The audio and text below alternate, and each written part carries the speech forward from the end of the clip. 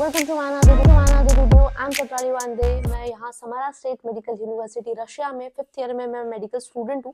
तो हम इस वीडियो में बात करेंगे यूएसएमएलई एग्जाम के बारे में कि यूएसएमएलई क्या होता है, क्या क्राइटेरिया होता है, कैसे इसे देते हैं। सबसे पहले हम बात करेंगे यूएसएमएलई स्टेप 1 के बारे में, फिर हम बात करेंगे यूएसएमएलई स्टेप 2 के बारे में, and then USMLE step 3, OET, ECFMG recognition क्या है, एनआरएमपी मैच क्या है, इंटरव्यूज कैसे होते हैं, एंड रेसिडेंसी। इन सारी चीजों के बारे में हम बात करेंगे। सबसे पहले स्टार्ट करते हैं यूएसएमएलई क्या है। सबसे पहले यूएसएमएलई का फुल फॉर्म है United state medical licensing exam. तो सबसे पहले आप अपना फॉर्म फिल करते हैं रेसिडेंसी प्रैक्टिस करने के लिए, मतलब आप इन सारे स्टेप्स के थ्रू जाते हैं ताकि आपको यूएस में रेसिडेंसी मिल जाए या एज अ डॉक्टर आप वहाँ पे यूएस में प्रैक्टिस कर सके, इसलिए।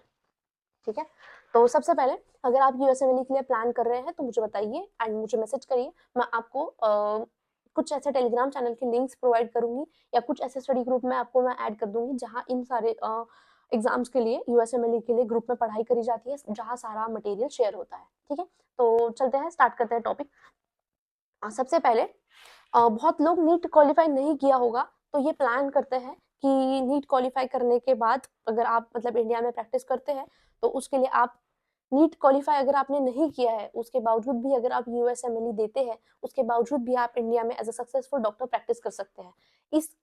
ये कैसे करना है, इसके ये जानने के लिए एंड तक के वीडियो को प्लीज देखिए। तो सबसे पहले स्टार्ट करते हैं। सबसे पहले आपने यूएसएमएलई एग्जाम का फॉर्म को फिल किया, देन आपने ईसीएफएमजी का रजिस्ट्रेशन किया।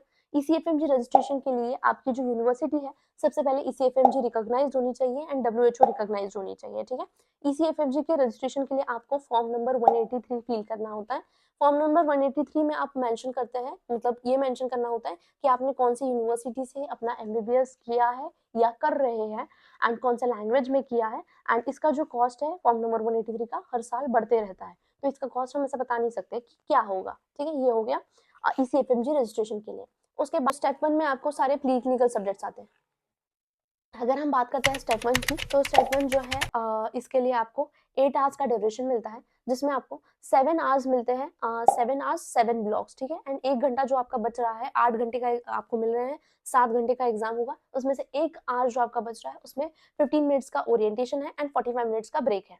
ठीक है, उसके बाद ऐसा होता था 26 जैन 2022 से पहले आपका स्कोर 3 डिजिट स्कोर आता था, बट 26 जैन 2022 के बाद आपका जो स्कोर है या तो पास है या तो फेल है, आपका स्कोर स्टेप 1 यूएसएमएलई का ऐसे आता है। ठीक है, बात करते हैं स्टेप 2 की। तो स्टेप 2 जो है ये मोर क्लिनिकल है, ये आपका 8 आवर्स का है एंड इसमें भी सेम 7 ब्लॉक्स होते हैं। 1 आवर का आपका मतलब 1 आवर में से 15 मिनट्स ओरिएंटेशन, 45 मिनट्स का ब्रेक होता है। ठीक है, इसमें एमसीक्यूज होते हैं एंड एक ब्लॉक में मतलब आपको 40 क्वेश्चंस मिलते हैं, मतलब पूरे मिला के आपको मिलेंगे 320 क्वेश्चंस स्टेप 2 में। ठीक है, उसके बाद हम बात करते हैं स्टेप 3 की। तो स्टेप 3 से पहले आपको एक ओईटी का एग्जाम देना होता है, ऑक्यूपेशनल इंग्लिश टेस्ट आपको बोलता है। जब भी आप किसी इंग्लिश स्पीकिंग कंट्री में प्रैक्टिस करना चाहते हैं तो आपको ये ओईटी का एग्जाम देना होता है। ठीक है, आइलेट्स एंड टोफल की तरह, जिसमें आपके रीडिंग, राइटिंग, स्पीकिंग, लिसनिंग ये सब कुछ चेक किया जाता है। एंड उसके बाद आप अपना स्टेप 3 देते हैं। ठीक है, तो स्टेप 3 आपको वहां जाकर के देना पड़ता है एंड ये पूरा प्रैक्टिकल एग्जाम होता है, जिसमें मतलब आपके क्लिनिकल नॉलेज को चेक किया जाता है। उसके बाद स्टेप 1, स्टेप 2 ओईटी, उसके बाद स्टेप 3, उसके बाद आपकी मैच डेट होती है। 3 के बाद आपका होता है ईसीएफएमजी रिकॉग्निशन। अब ईसीएफएमजी रिकॉग्निशन क्या है? अभी ईसीएफएमजी सर्टिफिकेट क्लेम करना होता है। अब ईसीएफएमजी मतलब रिकॉग्निशन क्लेम करने के लिए सबसे पहले आपको एक लिंक प्रोवाइड की जाती है, जिसमें आप अपना score card, USMLE step 1, step 2 and OET का स्कोर कार्ड आप अटैच करते हैं। उसके बाद आपको एक कैरेक्टर सर्टिफिकेट मिलती है, जिसमें आपका मतलब letter of good standing, letter of good standing बोलते हैं, बट आप उसको कैरेक्टर सर्टिफिकेट बोल सकते हैं, वो आपको एक मिलता है। एंड आपकी जो डिग्री है, आपको ये सारी जो डिग्री आपकी है वो डब्ल्यूएचओ एंड ईसीएफएमजी रिकॉग्नाइज होती है, आपको ये सारी चीजें अटैच करनी होती है ईसीएफएमजी रिकॉग्निशन के लिए उस लिंक में। ठीक है, अब आपको ईसीएफएमजी सर्टिफिकेट मिलने के बाद या तो आप इंडिया आ सकते हैं, या आप अगर वहां पे यूएस में मतलब सेटल होना चाहते हैं अपनी रेसिडेंसी के लिए, वहां प्रैक्टिस कर सकते हैं।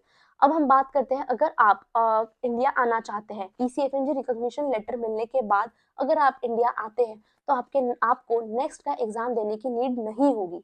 समझा, मतलब आपके पास अगर ईसीएफएमजी का सर्टिफिकेशन लेकर आप इंडिया आए हैं, आपको नेक्स्ट एग्जाम की देने की जरूरत नहीं होगी, आप वहां पे एज अ डॉक्टर इंडिया में प्रैक्टिस कर सकते हैं।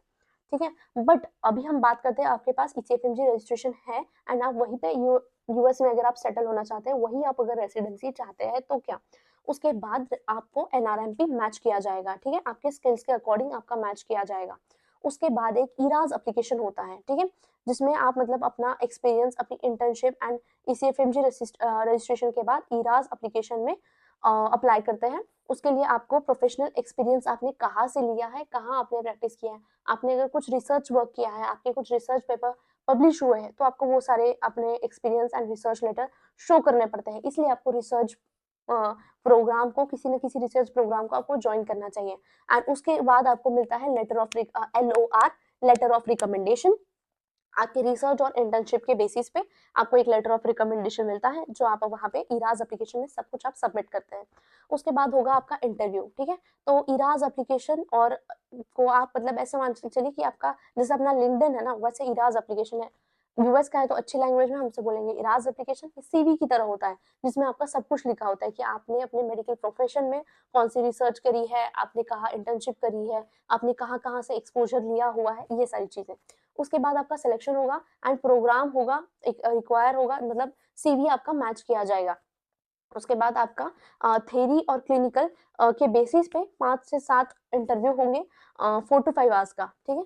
आपको इन सारे इंटरव्यूज के थ्रू जाना होता है, आपको एक वहाँ के किसी अच्छे सक्सेसफुल डॉक्टर का एक रिकमेंडेशन लेटर भी लगता है एंड आपको ऐसे इंटरव्यू देने होते हैं। और एंड आपका एक इंटरव्यू जो है 4 to 5 आवर्स तक के चलता है। इंटरव्यू थोड़ा ईजी होता है, उतना डिफिकल्ट नहीं होता है, ठीक है। उसके बाद ये सारा प्रोग्राम होने के बाद ECFMG recognition step 1, step 2 OET, step 3, उसके बाद ECFMG रिकॉग्निशन, उसके बाद इराज एप्लीकेशन, उसके बाद इंटरव्यू एंड ये सब कुछ होने के बाद एक रैंक ऑर्डर लिस्ट ROL निकलता है, जिसमें मतलब आप लिस्ट बनाओगे आपके इंटरव्यू के हिसाब से कि मेरा ये इंटरव्यू अच्छा रहा या मुझे यहाँ प्रैक्टिस करना है। आपके हिसाब से मैं अपना आपने अपनी लिस्ट बना ली ABC कि मुझे ये यहाँ जाना है, यहाँ जाना है, यहाँ जाना है, ठीक है। आपने अपनी रैंक ऑर्डर लिस्ट बना ली। जो इंटरव्यूज ने जितने भी कैंडिडेट्स का इंटरव्यू लिया है, उन्होंने अपनी रैंक ऑर्डर लिस्ट बना ली। फिर सॉफ्टवेयर में दोनों की रैंक ऑर्डर लिस्ट मैच करी जाएगी और अल्गोरिदम होता है, मतलब अल्गोरिदम के हिसाब से मैच होगा कौन सा किसका मैच होता है एंड उसके हिसाब से आपका मैच डेट पे आपको पता चलेगा कि आपको कौन से प्रोग्राम के लिए आप अलॉटेड हुए हैं। तो ये होती है सारी एंड जब आपको सब कुछ अलॉट हो जाता है, तो आप अपना जो स्टेप 3 है, आप या तो ये स्टेप 3 मैथ से पहले दे सकते हैं या स्टेप 3 आप मैथ्स के बाद भी दे सकते हैं। बात करते हैं स्टेप 3 के डिटेल्स के बारे में, ठीक है। स्टेप 3 का जो आपका एग्जाम होता है, या तो आप ये मैथ से पहले दे सकते हैं या मैथ्स के बाद दे सकते हैं। अभी स्टेप 3 का एग्जाम होता कैसे है, तो स्टेप 3 का जो एग्जाम होता है वो आपका 2 दिन के लिए होता है। सबसे पहला दिन जो first day and second day, first day जो आपका एग्जाम होगा वो 7 आवर्स का होगा एंड उसमें 6 ब्लॉक्स होंगे, ठीक है। 6 ब्लॉक्स, जिसमें आपका 45 आवर्स का ब्रेक, 15 मिनट्स का ओरिएंटेशन एंड 1 आवर में आपको 40 क्वेश्चंस होंगे, ठीक है। ऐसे 7 आवर्स में आपको 320 क्वेश्चंस देने होंगे स्टेप 3 के फर्स्ट डे पे। देन हम बात करते हैं यूएसएमएल स्टेप 3 के सेकंड डे पे। आपका 9 आवर्स का एग्जाम होगा, जिसमें से आपको 6 ब्लॉक्स मिलेंगे 6 आवर्स के लिए, ठीक है। 6 ब्लॉक्स 6 आवर्स। बचे हुए 3 आवर्स में आपका 1 आवर का जो है वो सेम होगा, मतलब ब्रेक एंड 15 मिनट्स ओरिएंटेशन, मतलब 45 मिनट्स का ब्रेक, 15 मिनट्स का ओरिएंटेशन एंड उसके बाद आपको बचे हुए 2 घंटे में 13 केसेस आपको सॉल्व करने होंगे, ठीक है, जिसको CCS बोलते हैं। 13 प्रैक्टिकल केसेस आपको सॉल्व करने हैं। ये एग्जाम क्वालिफाई करने के बाद आप रेसिडेंसी के लिए अप्लाई कर सकते हैं। तो ये था स्टेप 3 यूएसएमएल का। एंड इसके बाद हम बात करते हैं अगर कॉस्टिंग की, तो कॉस्टिंग के लिए आपको पूरा स्टेप 1 से लेकर के स्टेप 3 कॉस्ट करेगा 20K to 25K USD, United state dollars, जो INR में करीब करीब होगा 26 से 27 लाख आपको यूएसएमएल के लिए कॉस्ट करेगा। तो आई होप कि ये वीडियो आपको हेल्पफुल रही हो एंड आपको पता चल गया हो कि स्टेप 1 के लिए क्या होता है, स्टेप 2 के लिए क्या होता है एंड स्टेप 3 के लिए कैसा होता है, कैसे यूएसएमएल का प्रोग्राम कराया जाता है। अगर आप प्लान कर रहे हैं तो आप बिल्कुल यूएसएमएल के लिए दीजिए। एंड मैं आपको एक चीज़ और बता दूं कि यूएसएमएल का जो रिसोर्सेज होते हैं, इनको अलग जगह से पढ़ना होता है, प्लस इनका जो मटेरियल होता है वो काफ़ी ज़्यादा कॉस्टली होता है। 1.5 लाख के कैप्टन के लेक्चर्स आपको कॉस्ट करते हैं। अगर आप यूएसएमएल के लिए प्लान कर रहे हैं तो मेरे पास सारा यूएसएमएल का डेटा, सारे वीडियो लेक्चर्स रिकॉर्डेड है, आप मेरे से ले सकते हैं अगर आप जेन्युइनली यूएसएमएल का एग्जाम देना चाह रहे हैं तो आई होप कि ये वीडियो आपके लिए हेल्पफुल रहा हो। So thank you so much आपका टाइम के लिए and thank you for watching. And please आप सभी लोगों से मेरी ये रिक्वेस्ट है, प्लीज़ यार, काफ़ी टाइम लगता है वीडियो बनाने के लिए, प्लीज़ सब्सक्राइब कर दो। सब्सक्राइबर्स बढ़ते रहते हैं तो बहुत अच्छा लगता है। So thank you for watching and thank you.